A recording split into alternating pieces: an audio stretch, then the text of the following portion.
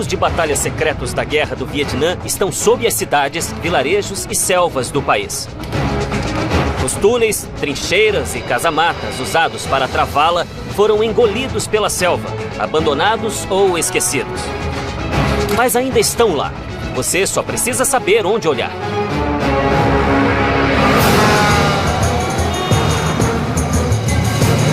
Eu sou Don Wildman. Estou na cidade de Ho Chi Minh, no Vietnã. Uma metrópole que avança em um ritmo frenético. Hoje ela é a energia por trás de uma das economias que mais cresce no mundo. Mas apenas 32 anos atrás, esta era a Saigon, assolada pela guerra. Uma cidade entranhada numa sangrenta guerra civil, apanhada em uma luta épica entre superpotências mundiais. Na época, o Vietnã era um país pobre, uma nação dividida em dois. Então, como um exército de plantadores de arroz e pescadores resistiu ao grandioso poderio militar americano? Para saber as respostas, você precisa ir fundo, precisa ir ao subterrâneo. Os vietnamitas tinham um longo legado de guerrilhas, desde a invasão da dinastia Qin, no século II a.C., até a ocupação francesa, no início do século XX. Mas após a ocupação francesa, o Vietnã ficou dividido em dois no paralelo 17, o norte comunista e o sul democrata. No decorrer dos anos 60, a tensão entre o norte e o sul chegou ao auge. Finalmente, em 1965, a guerra começou para valer. Os vietnamitas do sul e seus aliados americanos tiveram de enfrentar um inimigo preparado e disposto: o exército norte-vietnamita.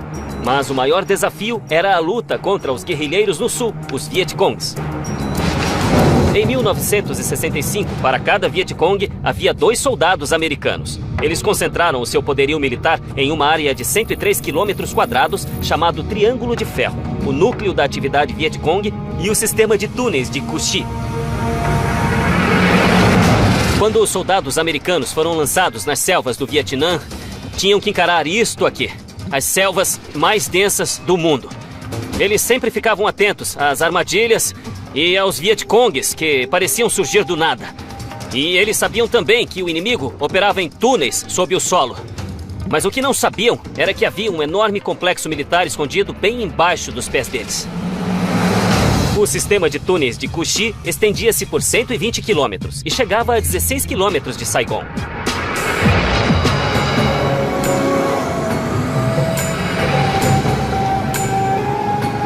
Grande parte do sistema foi destruída por bombas. Mas no vilarejo de Tung Phu, uma boa parte dos túneis está intacta. E Ho Ryu Yan, um guia local, os conhece bem. Consegue achar a entrada, Dom? Achar a entrada? Isso aqui parece uma entrada. Você quer abrir? Aham. Bum! E a bomba explodiu. Tinha uma armadilha aí. Isso aqui tem uma armadilha. Foi explodido por uma bomba, né? Então isso é um engodo. Quer dizer, queriam que a gente encontrasse. Queria que abríssemos. Eles queriam que morrêssemos, não é isso? Um grupo de elite de soldados aliados, apelidado Ratos de Túnel, se ofereceu para infiltrar o complexo subterrâneo Vietcong. Era o único jeito de achar e matar o inimigo. Mas também era a missão mais mortífera da guerra, pois os túneis eram um inferno. E os Ratos de Túnel frequentemente eram apanhados em armadilhas como esta. A entrada falsa tinha uma granada de mão presa a ela, que explodia quando a tampa era levantada. Outro truque simples era prender um arame a uma caixa de escorpiões ou escavar um buraco dentro do túnel e enchê-lo com estacas de bambu. A queda não era fatal. Portanto, as estacas eram mergulhadas em fezes, garantindo morte por infecção. Você pode encontrar sozinho, é uma área bem pequena. Ah, legal.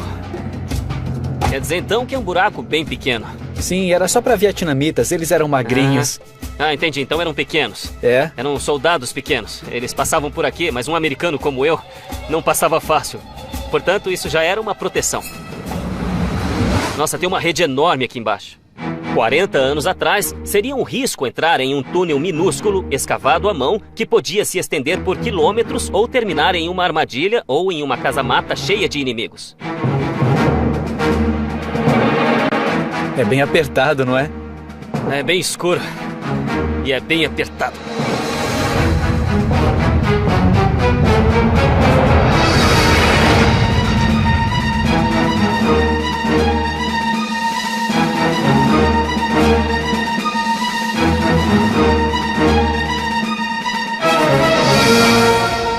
Nossa, isso é muito mais apertado do que eu imaginava.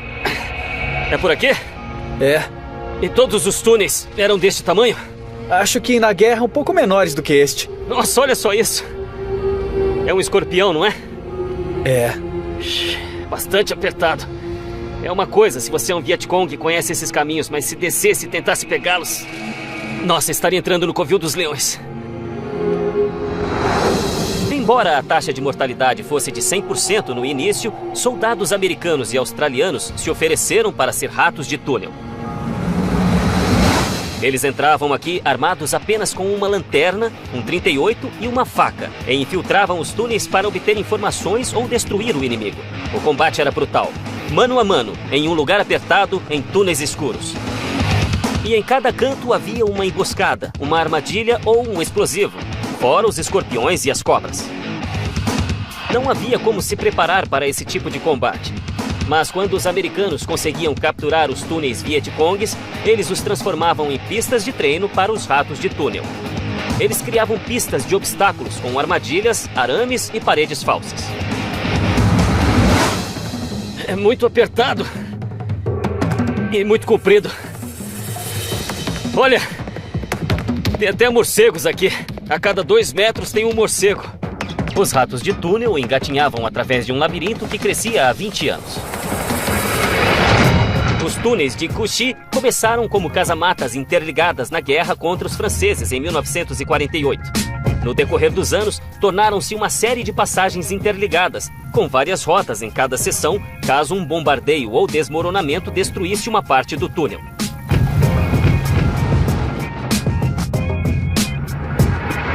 Defesas básicas foram instaladas. As passagens principais se cruzavam para flectir explosões e a cada 100 metros havia buracos rasos, cheios de água, que absorviam os gases de granadas de gás lacrimogênio e bombas de fumaça. Em certos lugares, os túneis tinham 4 níveis de profundidade, 10 metros sob a superfície. Havia bombardeios de B-52 por todo o lado e isso a apenas, eu não sei, uns 4,5 metros acima da nossa cabeça. E esses túneis eram construídos para absorver esse tipo de impacto. Foi um projeto enorme. Os trabalhadores cuidavam dos arrozais de dia e à noite escavavam os túneis. Cada homem escavava quase 1 metro cúbico por dia, cerca de 6 carrinhos. Mas como a terra apareceria nas fotografias aéreas, tinha de ser escondida, em crateras de bombas, arrozais ou era coberta de folhas. Leva só 1 minuto para engatinhar 10 metros aqui, mas escavar essa distância levaria um dia inteiro. Era um trabalho duro e lento, e os túneis eram feitos do menor tamanho possível, 1,20 metro de largura e de 90 centímetros a 1,80 metro de altura. As dimensões eram cruciais para evitar desmoronamentos quando tanques passavam por cima deles. O teto dos túneis e das câmaras eram menores do que a área das esteiras dos tanques. Assim, os tanques sempre estariam sobre terreno sólido. O peso era distribuído por igual e os túneis ficavam intactos. E isso era essencial ao esforço de guerra dos Vietcongues, que possuíam 3 quartéis generais, inúmeras fábricas de bombas e milhares de guerrilheiros nos túneis. Olha aqui. Isso vai até uma câmara aqui embaixo, hein? Mas o que é isso aqui? É a casamata de combate. Dá pra ver a luz do dia. É, dá. Eu tô vendo a selva e essa porcaria de morcego. Então, se estivesse lutando, eu atiraria por aqui. Daqui seria possível ver o inimigo e podia ir a outro lugar para atirar. Ok. Então eles podiam informar a localização do inimigo. Isso mesmo. Os Vietcongues escondiam as casamatas, fazendo formigueiros de mentira com a terra. Mas ainda assim, corriam o risco de serem vistos pelo inimigo. Se você podia ver o inimigo podia ver você.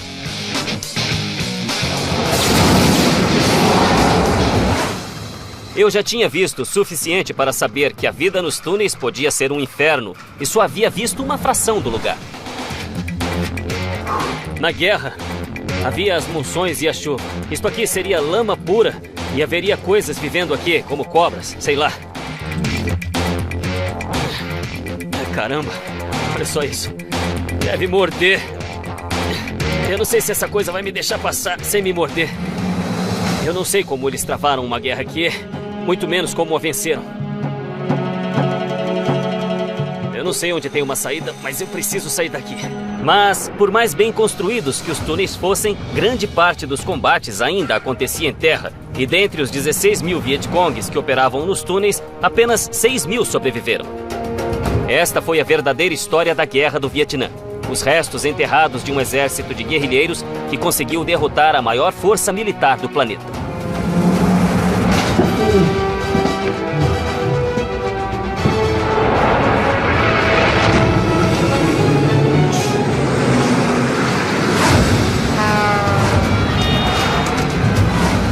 A seguir, um vilarejo inteiro sobrevive por 6 anos no subsolo.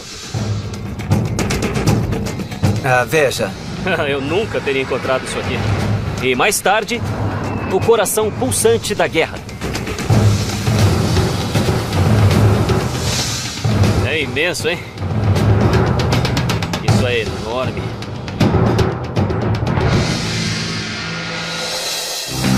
Em outubro de 1967, os militares americanos haviam construído mais de 40 fábricas de sorvete no Vietnã, na tentativa de fazer os soldados se sentirem mais em casa.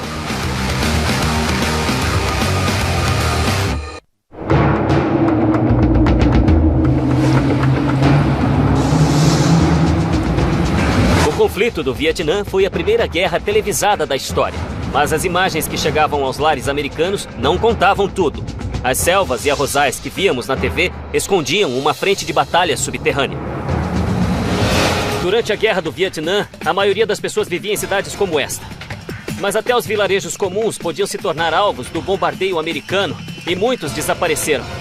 Mas um vilarejo extraordinário ao norte da zona desmilitarizada descobriu um jeito de sobreviver, indo para o subsolo.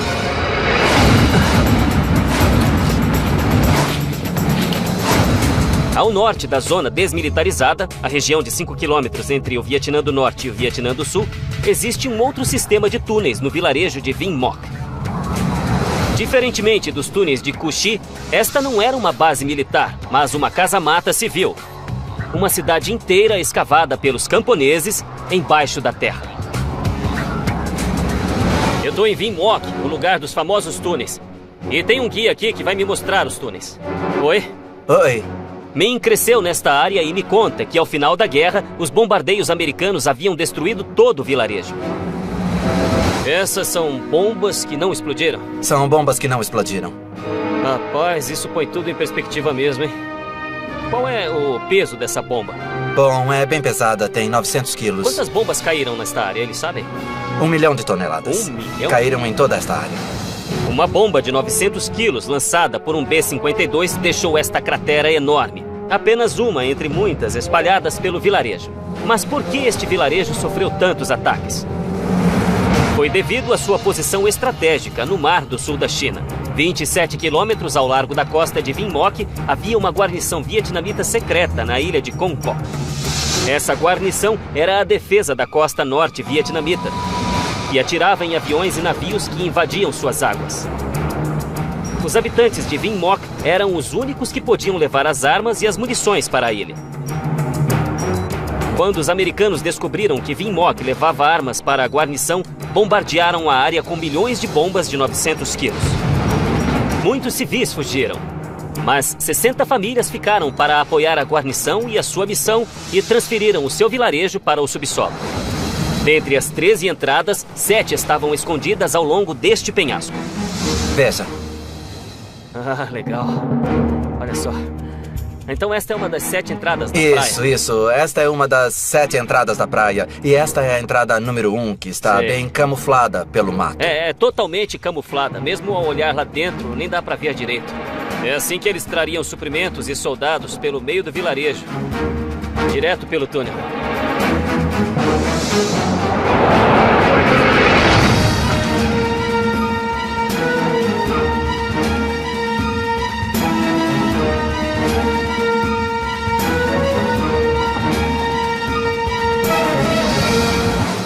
Enquanto fugiam das bombas e continuavam a fornecer suprimentos para os Vietcongues em Con Co, cidadãos comuns conseguiram construir um sistema de túneis enormes à mão. Levou 18 meses de trabalho, mas quando terminaram, tinham criado uma comunidade subterrânea. Eu acho que é água doce. Os túneis têm apenas 1,5 km de comprimento, mas o sistema tem 3 níveis e o mais baixo fica 24 metros abaixo da superfície. A profundidade era essencial, pois um bombardeio de um B-52 criaria uma cratera de 4,5 metros de profundidade. Quando as bombas caíam, todos desciam ao 3º nível, onde até as bombas mais potentes não podiam alcançar. Então era assim. Era aqui que eles escavavam a terra. E dá pra sentir a argila úmida. Olha só como isso aqui é mole. É quase dá pra escavar com as mãos mesmo. É lama pura. Mas é densa. Muito densa. Então não desmorona. A argila densa evitou que esses túneis desabassem com a pressão de 24 metros de terra acima deles. A argila era macia, mas exposta ao ar, endurecia e se tornava a estrutura perfeita. Mas isso não significa que o túnel foi fácil. Usando picaretas, pás e enxadas, eles escavaram 170 metros cúbicos de rocha e terra, o bastante para encher 653 caminhões, e a levaram embora em cestos de bambu no meio da escuridão. Além de criar 2 corredores principais, os moradores escavaram cozinhas, dormitórios, um hospital e tudo o que tinham acima do solo. E 17 bebês nasceram aqui embaixo. Olha aqui embaixo. Olha aqui. Eles até fizeram um sistema de escoamento de esgoto para a água escoar daqui. E, além de aguentar as bombas, havia monções e tudo mais que um vilarejo normal teria. No fim, havia 400 pessoas morando nos túneis de Vin Moch, apinhadas em espaços apertadíssimos, que ficaram aqui durante 6 longos anos. Ainda estamos no 2º nível. Ok, então nós descemos 2 níveis para chegar até aqui. E a que profundidade nós estamos agora? Esse é o 2º nível, a 15 metros de profundidade, cerca de 45 pés. 45 por aí, né? pés. Mas vai mais fundo ainda. Vai, 33 metros de profundidade até o 3º nível. Dá para imaginar crescer aqui embaixo? E havia crianças, 17 crianças nasceram nestes túneis. Então, pela primeira década de sua vida, eles moravam nesses cômodos, assistiam filmes e cantavam canções neste cômodo. E desciam o corredor até a sua caverna, onde a família morava. Que infância dura, né? Os camponeses que moravam aqui 40 anos atrás não estavam apenas se escondendo, esperando o fim da guerra. Pescadores faziam corridas noturnas até a base militar na ilha, fugindo dos helicópteros de patrulha americanos. Assim como os ratos de túnel americanos, esses homens se ofereciam para uma missão sabidamente fatal e eram conhecidos como Esquadrão Suicida. De fato, muitos morreram no mar. Mas se conseguissem voltar a Vin Moch, estariam seguros nestes túneis. E com a movimentação constante de suprimentos, essas passagens escuras eram muito movimentadas. Então eles inventaram um sistema para evitar congestionamentos. Me explica uma coisa, para que estes espaços pequenos eram usados? Eram para dar passagem. Eles serviam para isso. Ok, então havia trânsito aqui embaixo. Isso. Porque havia muita gente indo e vindo. Isso. E então as pessoas ficavam aqui para os outros passarem. Pode passar. Era prático. Já que Vin Moch ficava no meio do território inimigo, uma invasão por terra das forças americanas era muito arriscada. Então eles lançaram milhões de toneladas de bombas.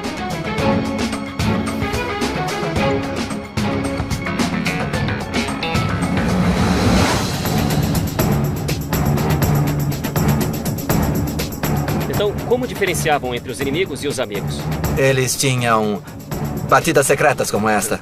Sei, então se comunicavam uns com os outros com um sinal que dizia: tudo bem, sou eu. Não me machuque.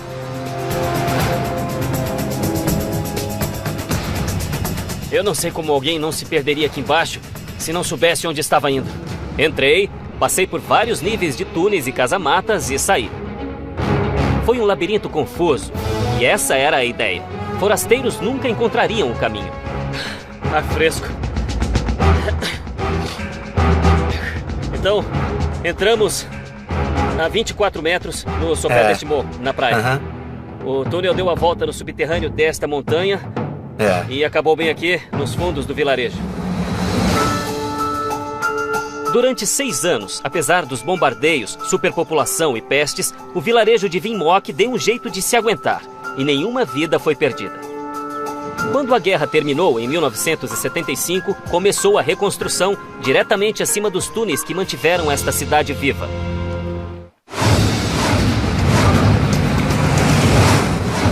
A seguir, um centro de comando militar ultra secreto escondido dentro de uma caverna. Isto é uma base militar inteira, toda uma operação subterrânea, certo? Isso mesmo. E depois, na zona desmilitarizada, cada casamata é um campo de batalha. Realmente, isto é uma parte da guerra que você não vê na TV.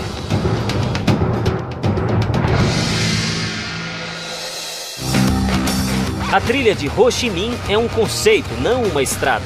A enorme rede se espalha por centenas de quilômetros no Vietnã e no Laos.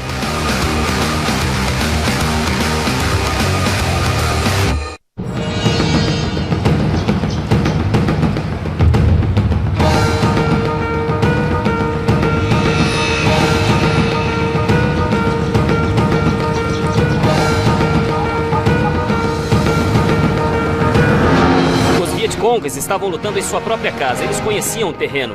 Eles construíram um sistema complexo de túneis no subsolo para operações de campo e abrigos contra bombas. Eles aproveitaram a cobertura densa da selva para esconder as rotas de suprimentos do norte para o sul. E nas montanhas, eles usavam cavernas naturais como base militar altamente secreta. A região de Phong Nha fica nas montanhas de Que Bang. Fica a 2 horas de carro da cidade de Hue, passando por montanhas de selva densa. Naveguei pelo Rio Son para me encontrar com um ex-soldado sul-vietnamita chamado Sonny. Este é o Rio Son, na região de Phong Nha, no Vietnã do Norte. Estamos acima da zona desmilitarizada, acima do paralelo 17. Era assim que a guerra era travada, no território deles. Eles podiam lutar no meio da selva, eles podiam lutar nos túneis e eles podiam lutar nas cavernas. E é por isso que esta área é famosa. Sonny era oficial do Exército do Sul, que tinha lutado ao lado dos americanos e conhecia esta região e seus segredos como a palma da mão. Escondido nestes cumes existe uma fortaleza impenetrável e altamente secreta. E com ou sem chuva, o único jeito de chegar lá é de barco. O que fazemos? Pegamos um barco até lá? Temos que pegar um barco. É uma pena que tá chovendo tanto. Não tem problema. Mas temos que ir de qualquer jeito, né? É isso mesmo. O Rio Son divide o território, mas a maior parte dele é no subsolo. E estes poucos quilômetros expostos foram essenciais para o esforço de guerra, porque aqui ele segue ao longo da principal rota de suprimentos do país, a trilha de Ho Chi Minh. Sem a trilha de Ho Chi Minh, uma rede oculta de trilhas, estradas e túneis, os vietnamitas do norte nunca teriam movimentado homens e suprimentos para os territórios ocupados no sul sem ser descobertos. Mas havia uma falha. As caravanas norte-vietnamitas indo para o sul tinham de deixar a segurança da trilha e atravessar o Rio Son, fazendo dele o alvo favorito para os Estados Unidos e os aliados, que lançavam até 800 quilos de projéteis por dia. Então, este é o verdadeiro coração da guerra, esta região do interior, bem aqui. Ali você pode ver o morro e a selva. Além disso, tudo faz parte da trilha Ho Chi Minh. As balsas que levavam homens e carga pelo rio eram alvos fáceis para os aviões americanos. Então, os norte-vietnamitas ficaram espertos. As balsas atravessavam à noite e durante o dia ficavam escondidas no porto mais seguro do país, as cavernas de Phong Nha. Este esconderijo era mais do que um atracadouro. Como um castelo medieval, era uma cidade, uma fortaleza e um calabouço. Então esta é a abertura natural da caverna. Exatamente isso. Não foi trabalhada para parecer assim. Não, não foi trabalhada.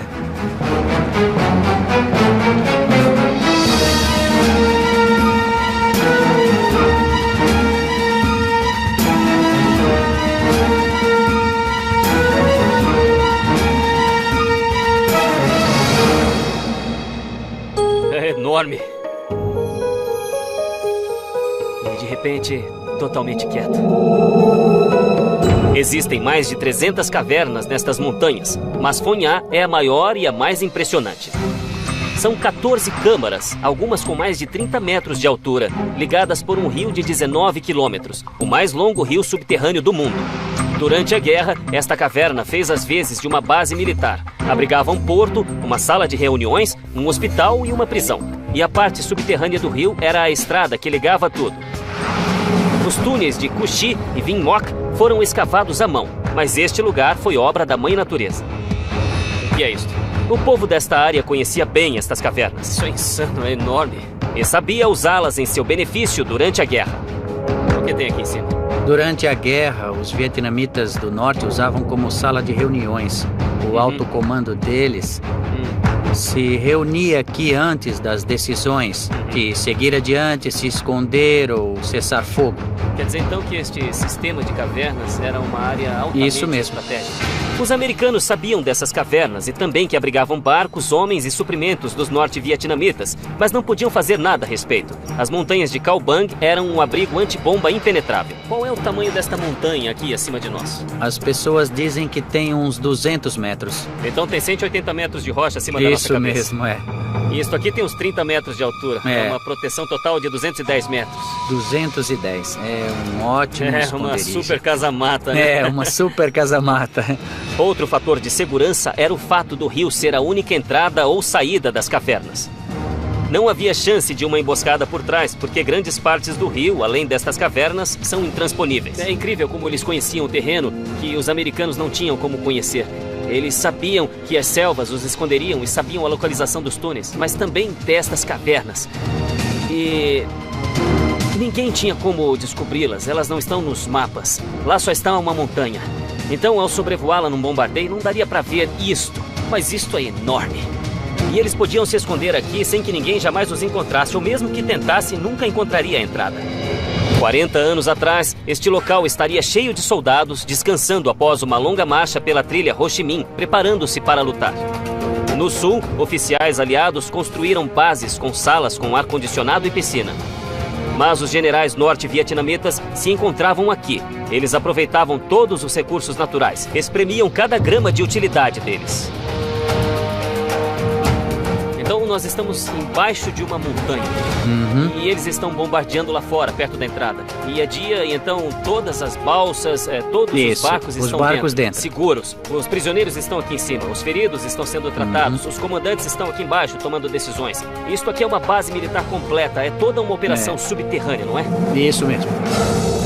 Milhares de soldados norte-vietnamitas podem ter passado por aqui. E já que centenas de pilotos foram abatidos nesta área, é possível que prisioneiros de guerra também passassem por aqui. Em casa, os americanos viam a guerra pela TV, mas as imagens que recebiam dos campos de batalha nem chegavam perto da realidade.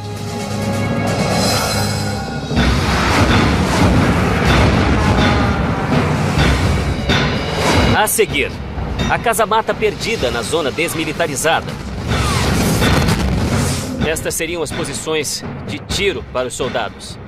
Eles se posicionariam deste jeito, atirando para todo lado. E depois, você pode até imaginar, isso aqui é como um mini pentágono. E quanto mais nos aproximávamos dos anos 70, mais desesperadas as coisas ficavam. A Casa Branca sul-vietnamita vai para o subterrâneo.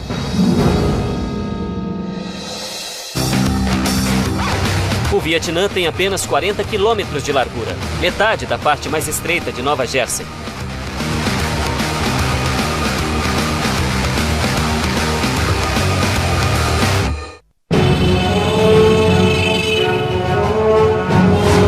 Durante a Guerra do Vietnã, cada centímetro do país era um alvo militar. As cidades grandes, os pequenos vilarejos e até as cavernas remotas. Mas dentre todos os lugares bombardeados e queimados, não havia nada tão mortífero quanto a fronteira, a zona desmilitarizada. Esta ponte atravessa o rio Ben Hai no paralelo 17. Ele demarca o ponto central da chamada zona desmilitarizada. Toda esta região era para ser uma área pacífica entre o norte e o sul, mas durante quase uma década foi um inferno na Terra. Foi praticamente explodida para o além.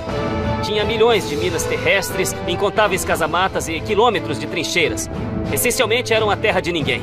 E até hoje, evidências de seu passado sombrio ainda se encontram no subsolo. Apesar do nome, a zona desmilitarizada se tornou uma das áreas mais militarizadas do mundo. E foi alvo dos maiores bombardeios dessa guerra de 14 anos. Existem centenas de casamatas. Trincheiras e trilhas ainda cercam a região. Mas desde então, muitas foram preenchidas, cobertas ou engolidas pela selva e são impossíveis de encontrar. Eu me encontrei com Sony de novo em Hue. Arranjou umas motos para nós. Mas precisa pôr isto aqui. Obrigado.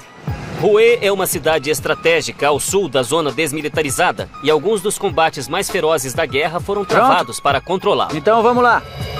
A Rota 1 corta a zona desmilitarizada ao meio e é a única estrada que vai de Hanoi a Saigon.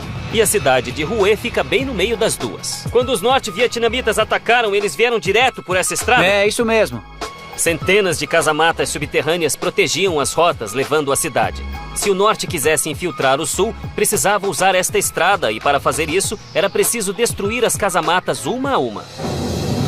Viajando pela estrada, é difícil ver as velhas casamatas, mas graças à experiência de Sonny durante a guerra, ele conseguiu encontrar uma. Ô Sonny, esta aqui é a casamata. É. Essas casamatas defendem toda a Rota 1 por todo o caminho, é isso? A Rota 1, a trilha, o rio e a via fluvial. Claro, esse é um outro rio, mas realmente dá pra ver. Isso quer dizer que ficaria coberto pelas copas das árvores, né? Nem daria pra saber que estava aqui. Agora, olha só as posições de tiro. Dá pra entrar aqui?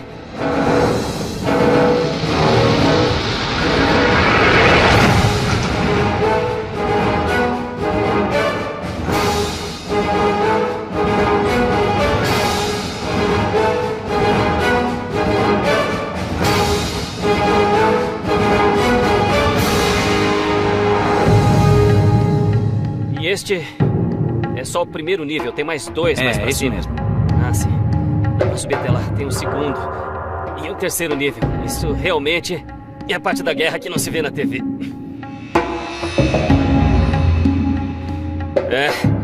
Realmente dá pra ver toda a operação daqui de cima.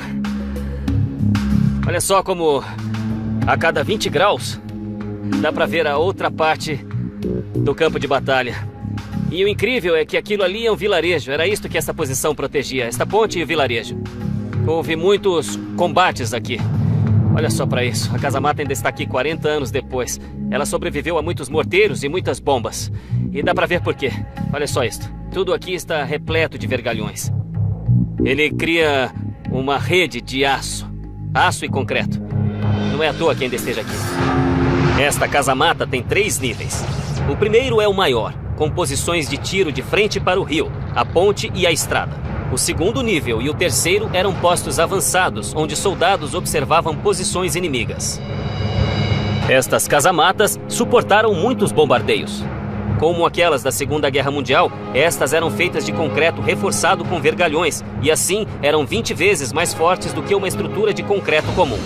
40 anos atrás, estas casamatas estariam repletas de soldados americanos e sul-vietnamitas fugindo da artilharia norte-vietnamita. Quando Sonny era da infantaria, teria enfrentado de frente todo o caos que o cercava. A missão dos soldados que ficavam aqui era proteger aquela ponte, as estradas e as vias fluviais.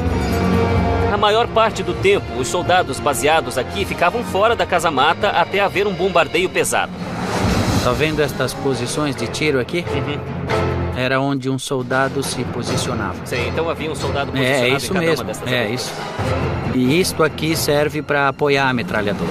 As aberturas estavam posicionadas de maneira que os soldados do Exército do Sul pudessem observar a movimentação de Vietcongues, os guerrilheiros infiltrados. Mas por dentro, a visibilidade das casamatas era ruim. Então os soldados só entravam quando estavam sob fogo pesado. Então era sob ataque pesado, morteiros... Sim.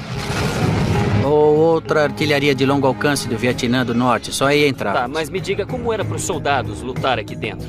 As pessoas aqui dentro ficavam feridas porque acabavam estourando os tímpanos. Sim, então a casamata podia até aguentar uma onda de choque, mas as pessoas dentro dela podiam ser feridas e até mortas. Certo. Essas casamatas eram feitas para proteger os soldados dos estilhaços de granadas lançadas por foguete dos vietnamitas do Norte, disparadas a 1000 km/h. Mas o maior problema eram as ondas de choque, as ondas de som que penetravam as casamatas. Se uma granada chegasse a até 1 metro da casamata, sua explosão tinha uma intensidade sonora de 158 decibéis. O tímpano humano pode se romper a 150 decibéis. Então a pressão causada pela bomba frequentemente causava a ruptura e sangramento dos ouvidos dos soldados. Muitos soldados americanos voltaram para casa com transtorno de estresse pós-traumático, perda de audição ou até danos cerebrais. Mas era inevitável. Para ver o inimigo e disparar contra ele, os soldados arriscavam perder a audição e às vezes a própria vida. Olha só isso aqui. Todos têm insígnias, eram as posições de cada um dos soldados. Eles ficavam posicionados assim, atirando para todo lado. Quando os Vietcongues passavam no paralelo 17, a caminho do sul, eles venciam esses confrontos, essas batalhas para tomar fortes como estas pequenas casamatas. E foi assim que eles tomaram o país. uma casa-mata de cada vez.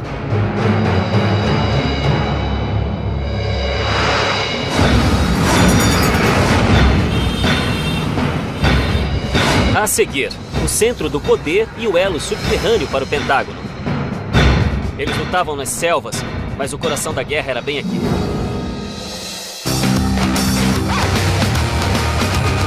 O Vietnã é o segundo maior exportador de café do mundo.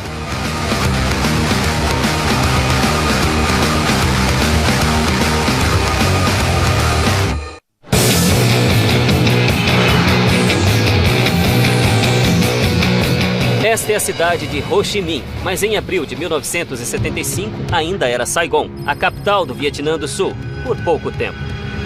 O Sul e os aliados americanos estavam desgastados por uma década de batalhas contra um exército invisível e incansável.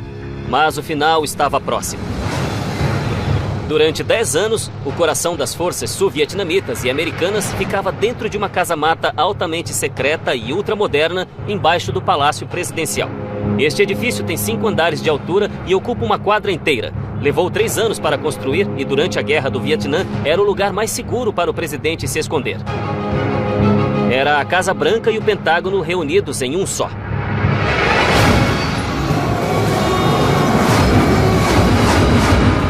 Oi, Zung. Olá, um prazer conhecê-lo. Obrigado, é meu também. Então, esta é a Casa Branca vietnamita. É a Casa Branca sul-vietnamita. Durante a guerra, era daqui que partiam comandos que mandavam centenas para a morte. Esta é a sala do presidente. Quer dizer que este aqui é o salão oval do presidente vietnamita. Mas havia uma guerra e o local era muito exposto. Ao primeiro sinal de perigo, o presidente e seus homens desciam esta escadaria secreta. Até um sinistro mundo paralelo. O verdadeiro centro de poder durante a guerra. Somos a primeira equipe de TV ocidental desde a Guerra do Vietnã a ter acesso aos cômodos secretos sob o Palácio Presidencial.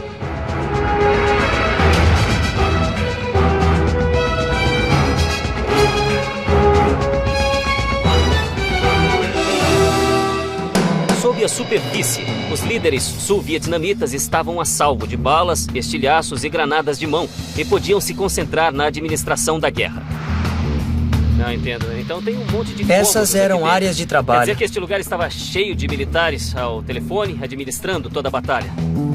Sim, eram daqui que podiam se comunicar com as forças aliadas e também com os generais no campo de batalha. Nos anos 60 e 70, esta sala devia estar apinhada. E no outro extremo destes telefones primitivos, havia soldados americanos ajudando o Sul a livrar o país do comunismo. Mas o mais incrível ainda é que nesses cômodos, abaixo da grande metrópole, uma guerra era planejada e administrada, sem satélites espiões, computadores ou celulares. E isto aqui é para enviar e receber mensagem? Isso, eles passavam documentos por aqui. É uma tecnologia para muito básica. Bastante básica. E olha, isso é quando um telefone era um telefone. General Electric. Isso. Então todo o equipamento é americano? Sim, com o apoio dos Estados Unidos. Porque eles se comunicavam com o Pentágono nos Estados Unidos. Tudo isto é equipamento americano. Olha só isso aqui. Isso é tudo o que havia enquanto a guerra era travada. Eles lutavam nas selvas, mas o sistema central era bem aqui. Nossa, se espalha em todas as direções.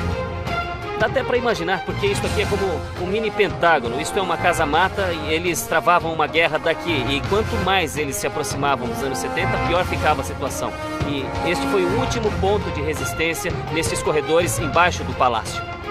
Camponeses de Vinh Moc e Cu Chi buscaram refúgio no subterrâneo, assim como o presidente do Vietnã do Sul. Ele até dormiu aqui embaixo quando a ameaça era grande. Se algo acontecesse no subterrâneo, ele ia para um abrigo antibomba, mas isso não era muito confortável. Não é muito aconchegante, né? É bem espartano.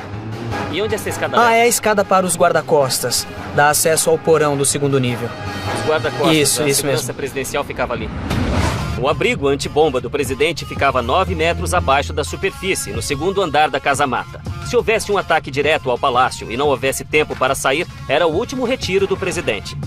Mas quando não havia perigo imediato, a guerra era conduzida das salas de guerra no primeiro andar da casa-mata. E toda essa estrutura subterrânea era protegida por chapas de aço contra o impacto direto das bombas. Mas no fim, nada disto bastou para impedir os norte-vietnamitas. Zoom me levou do porão para o telhado do palácio, o melhor assento da casa para ver o fim de uma era. Aqui em cima? Ficava aqui em cima. Dá mesmo para ter uma boa perspectiva daqui, né? Dá. Aquele é o famoso portão. Na manhã de 30 de abril de 1975, os primeiros tanques das Forças de Libertação passaram pelos portões e ocuparam este prédio. Eu já vi as fotos. Então havia uma longa fila de tanques vindo por ali, por aquele Isso. estado. Era a primavera de 1975. Os Estados Unidos assinaram um cessar-fogo com o Vietnã do Norte e as tropas de terra americanas partiram. Thieu, o presidente sul-vietnamita, jurou continuar a luta, mas quando as forças do Norte convergiram para Saigon, ele fugiu do país. Em 29 de abril, civis em pânico correram para fugir da cidade, tentando embarcar em um punhado de helicópteros americanos. Em 30 de abril, tanques norte-vietnamitas entraram na cidade e vieram para o Palácio Presidencial. O conflito havia se arrastado por 14 longos anos e terminou tão rapidamente que todo este equipamento foi deixado para trás. Lembranças mudas de uma guerra. O Palácio da Independência foi rebatizado de Palácio da Reunificação, sob o novo governo da República Socialista do Vietnã. E tudo isto, a Fortaleza do Porão, os túneis, as trincheiras, as cavernas, são testemunhas do nascimento doloroso de uma nação que não existiria hoje sem antigas técnicas de engenharia e o desejo de um povo viver e lutar nas cidades ocultas.